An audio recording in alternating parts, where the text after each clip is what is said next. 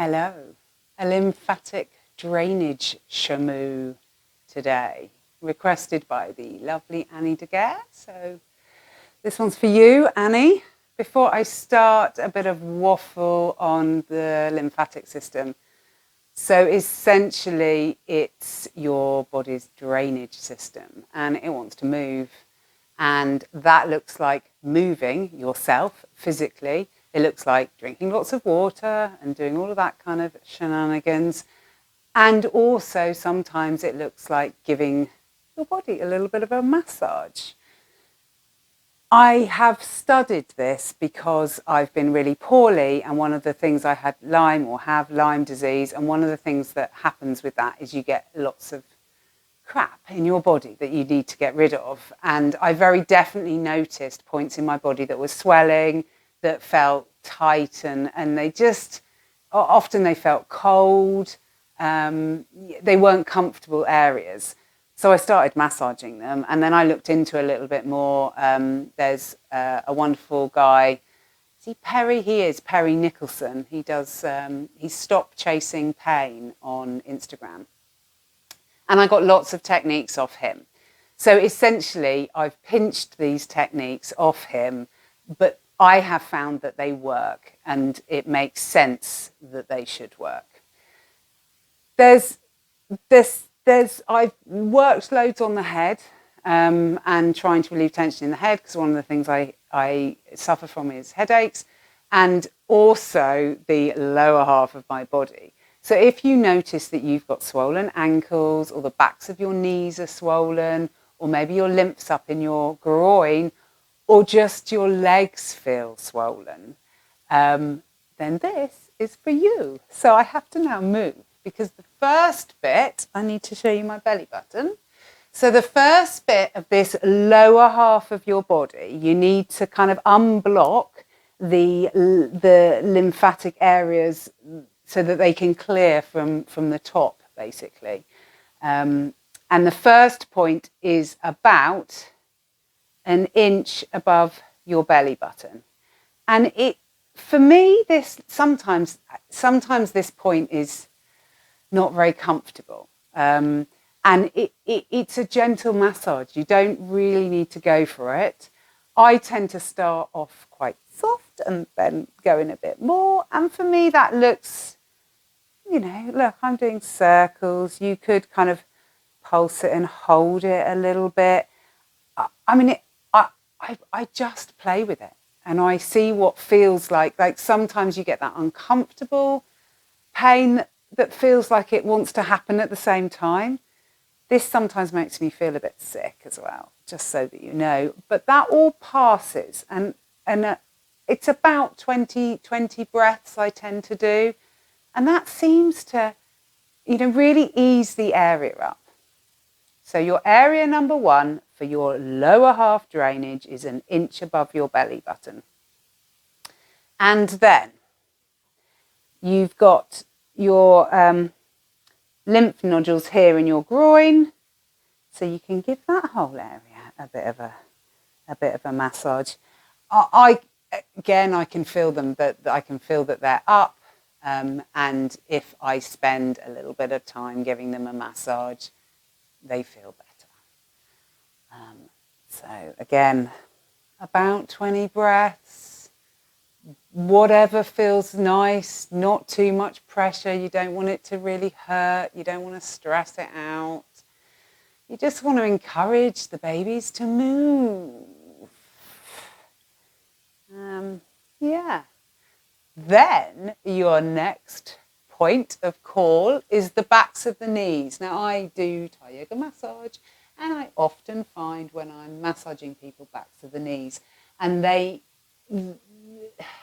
sometimes it's like Achilles pain, or quite often that goes into the calves as well, which is our next spot. I will check the backs of my knees pretty much every day. And again, I can just tell if things aren't flowing properly because of the sensations in my legs.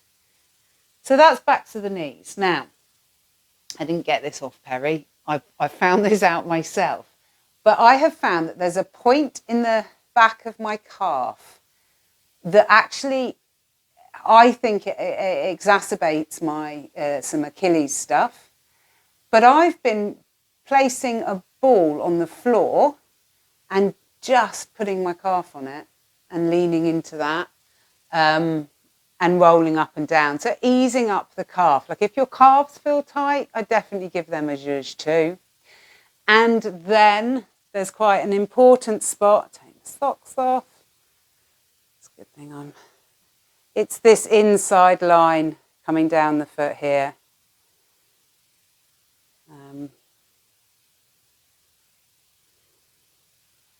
And then it's the top of the foot. So all the top of your foot in reflexology is lymphatics.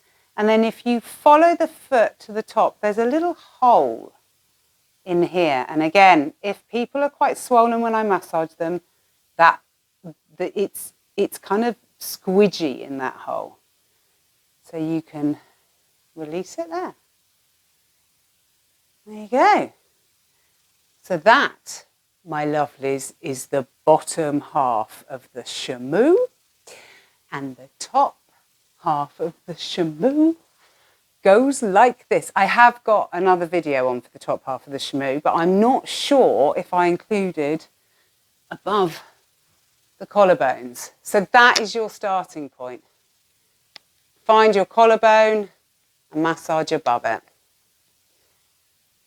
Often, so if I've got a headache, I have a little bit of a headache today, I'll be able to find a little noduly bit that I can zhuzh there. I won't do 20 seconds on it for the video. It's already at 7 minutes, for God's sake. How much can you bear watching? Okay, so that's your starting point above the collarbone. And then I quite like going up here to this point just underneath your ear. And that can look like little circles. That can look like a bit of pressure. And also it can be quite nice to send your jaw forward.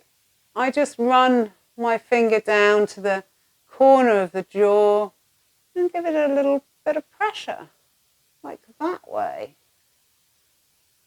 Can help to release the jaw. It's nice. It's nice. Definitely try that. Okay. Other face stuff in no particular order. Some of the lymphatic stuff I've watched and learned about kind of seems to start all from the top. That clearing of that lymph shenanigans there is going to allow the movement to then happen. So I would definitely do that one first. And I do work up a little bit and then I work back down again.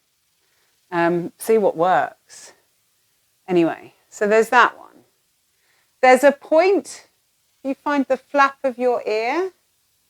There's a point just kind of in there by the flap of your ear. That can be really nice to apply a bit of pressure to. And again, this kind of seems to release the jaw. I don't know what I said again. Oh, because the other one did. And I'd hang out there for 20 breaths. But for the speed of the video, we'll move on. You can run your finger up a little bit and there's another indentation.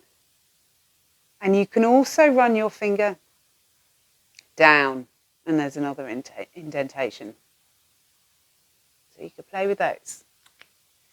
Sinus drainage. I'm going to have to take my glass off, which means I now can't see anything.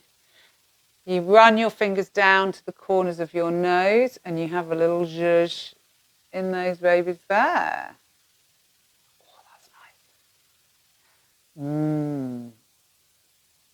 Some of these, you just go, oh yeah, that really should have done that a while ago.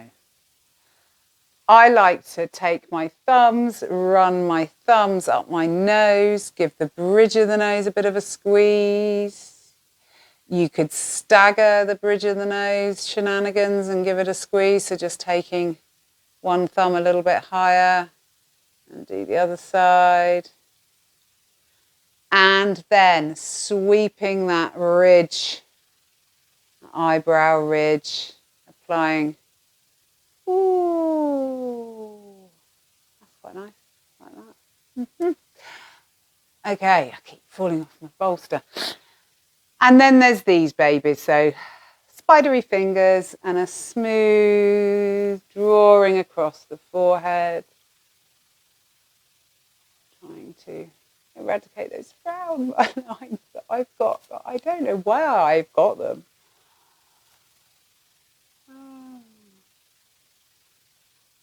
Scooping out underneath the nose, so your very gentle touch, very gentle touch. Just encouraging everything to move. I like this massage thingy, shenanigans, double fingers and down that jaw.